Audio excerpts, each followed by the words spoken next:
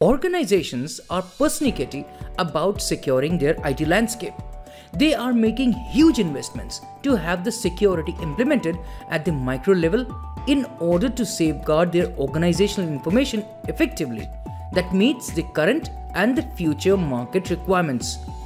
This includes providing just enough access to the individuals on particular assets that is needed for performing their duties, which is known as least privilege access.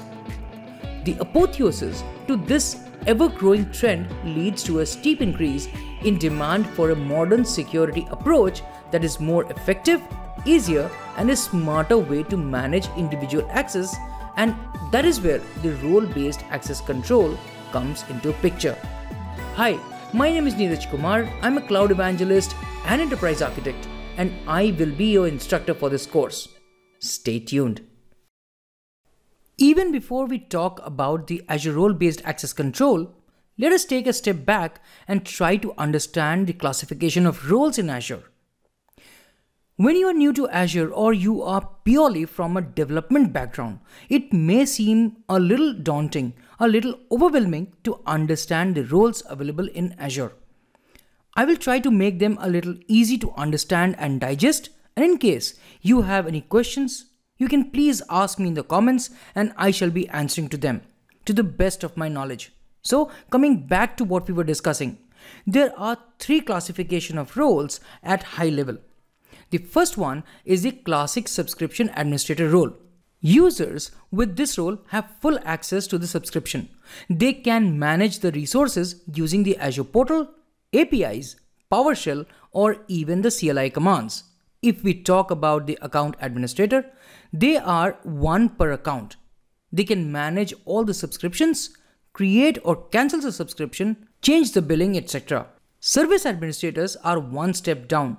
They are one per subscription and have the ability to cancel their subscription. Also, they can create co-administrator. The third one, which is the co-administrator, have the same privileges as the service administrators and can create other service administrators, but they can't change access of the service. The second one is the Azure roles. These are what we call them as RBAC roles. And this is the authorization system built on top of Azure Resource Manager, which means that we can have fine-grained access management on each of the Azure resources. Generally, RBAC comprises of more than 70 built-in roles, but there are four fundamental roles. First one is the owner, who has the full access on the resources and they have the ability to delegate access to other users. If we compare this to the classic subscription roles, the service administrators and the co-administrators are actually assigned the owner role at the subscription level. The second role is the contributor role, who has the ability to create and manage all types of resources. They can create a new Azure AD tenant as well. The only limitation is that they cannot grant access to others. Third is the reader role, which has the ability to view all the resources. Short and simple, right? Lastly, we have the user access administrator, who can manage user access to all the resources. Finally, we have the Azure AD roles, which is used to manage the Azure Active Directory resources. Among the many roles that we have as a part of the Azure AD, some of the more important ones are mentioned here, like Global Administrator. This role is assigned by default when a new tenant is created as a part of creating a new subscription. They have the full authority and can manage access to all the resources in the directory. Anyone who signs up for Azure Active Directory becomes Global Admin by default. We then have the user administrator, who can create and manage users and group. They can also monitor service health and manage support tickets. Finally, we have the billing administrator role, who has the ability to manage subscription, monitor service health, and can also make purchases. Role-based access control is the modern role-based permissions management model that helps in managing access at both broad as well as at the granular level by aligning the assigned role with the organizational role of the user. In other words, you may call it an approach for properly mapping the job functions of a user in the organization to the appropriate permissions granted. When we talk about the RBAC, A role is basically a collection of permissions based on different job functions across an organization. We mentioned earlier that RBAC is an approach. It means that it is designed to complement other existing security policies to strengthen the security landscape of the enterprise. In essence, RBAC provides a way to group different types of permissions across the enterprise and categorize them in order to effectively assign those permissions based on the job function of the user. One very important point is that there are difference between roles and groups. You may have a confusion about the difference between the two. Groups are used to organize users that have the same level of permissions to perform a task. It may or may not be relevant to their job functions, whereas roles are aligned to the job functions and are a group of access privileges to perform a specific job. It also helps in avoiding the access leaks and thereby risk of data information security breaches. A little more about Azure Role-Based Access Control. Azure RBAC can be termed as an authorization system built on Azure Resource Manager, and that is what I already told you. And it helps in the fine-grained access management. The role assignment in Azure has three main key elements. The first one is the security principal. The security principal represents a user, a group, a service principal, or a managed identity that requests and is given access to the resource. Then we have the role definitions. A role has a group of permissions for different Azure resources that is assigned to the security principal. It generally defines the actions that can be performed on the resource. Finally, we have the scope. Scope usually are resources to which the roles defines access for along with the level of permissions for one or more roles. In Azure, the scope can be defined at 4 levels. They are management groups, subscriptions, resource groups, or directly at the resource level. One point to remember is that the scope has a parent-child relationships, and the permissions from the parent are inherited by the child resources. Azure also includes several built-in roles that are pre-baked in Azure for immediate consumption. They are based on the industry best practices and the way the Azure resources are structured. Azure also provides the capabilities so that we can create custom RBAC roles based on our organizational requirements. After the role has been defined and the scope has been mapped with the roles, role assignment is done to provide access to one or more security principals to the scope. If the access is to be removed for the security principal, the role assignment is revoked, making it easier to manage the permissions. Let's now try to understand how is role-based access control helpful. You will acknowledge the fact that frequent time-bound access reviews of users and aligning the set of permissions of a role are a must for organizational information security. RBAC helps in streamlining the same. The biggest benefit of role-based access control is that it helps in enforcing the principle of least privilege, that is, the just enough access, and it also helps in the enforcement of consistent access policies across the enterprise. It therefore helps in eluding security breaches and sensitive information and data leaks. There are other benefits of role-based access control as well. Let's understand them one at a time. The first one is compliance. Role-based access control helps the organizations in meeting the compliance as per regulatory and statutory requirements enforced by the regional and local governing bodies. An example could be HIPAA compliance for the healthcare companies to safeguard their sensitive information. Similar is the case for the banking and financial services organizations, where privacy and confidentiality is the topmost concern. Second is operational efficiency.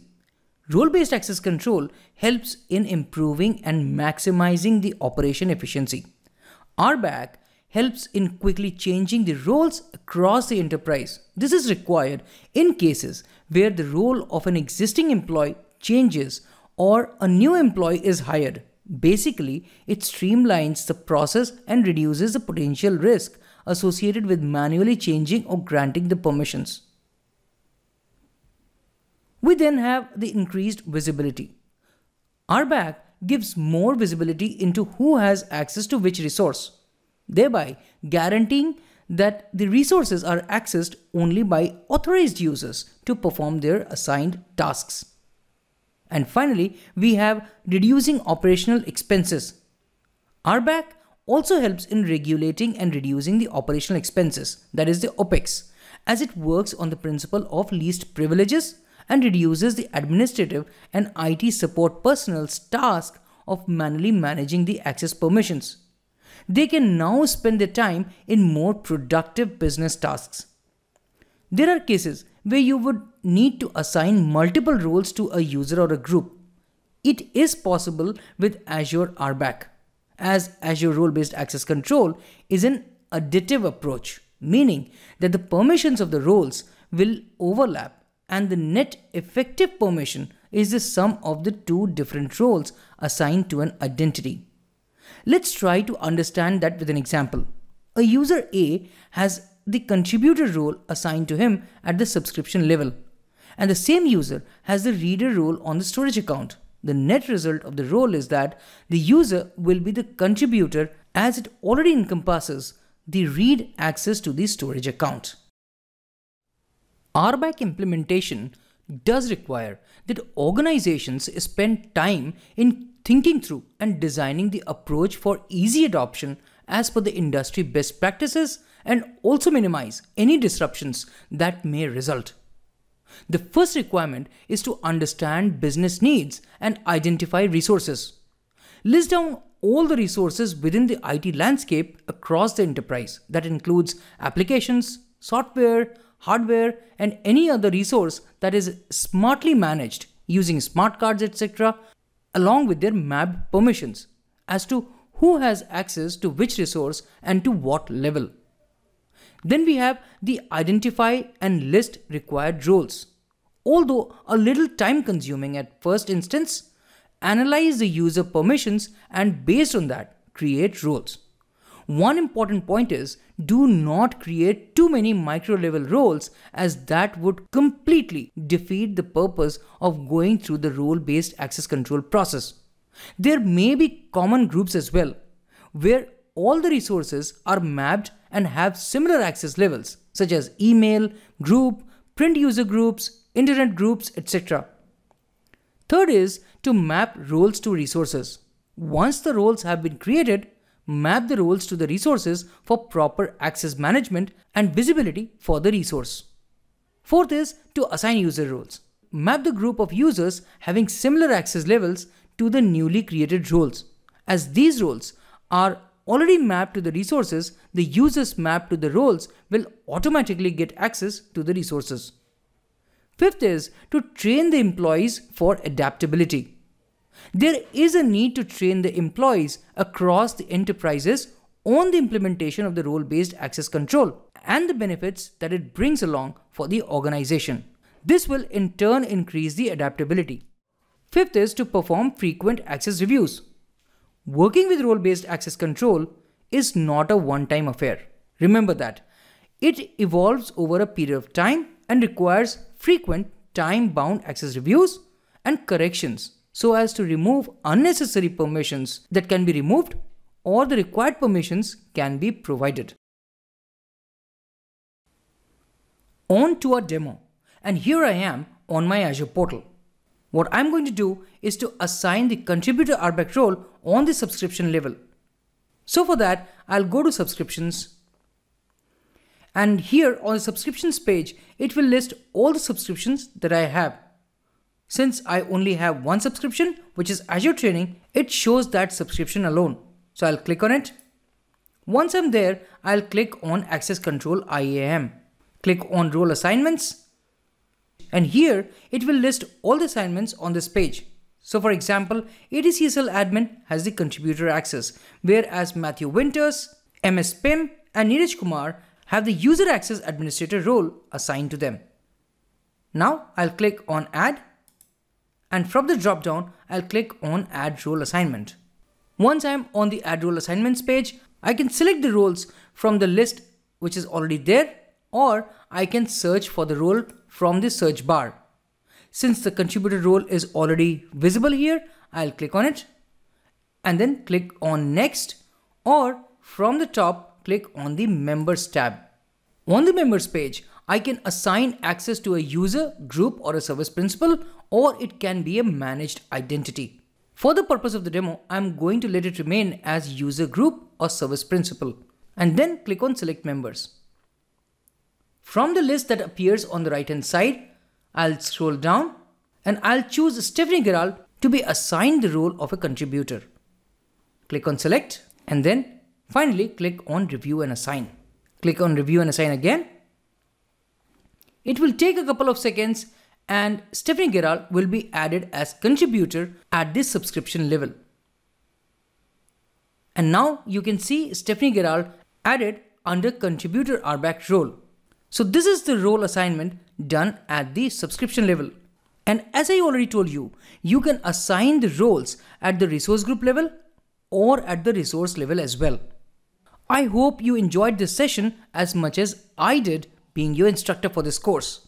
And if you liked the video, just give me a thumbs up, click on the like button and subscribe to my channel because it motivates me more to create such informative videos for you. Thank you again for joining this session with me, and until we meet next time, keep azuring.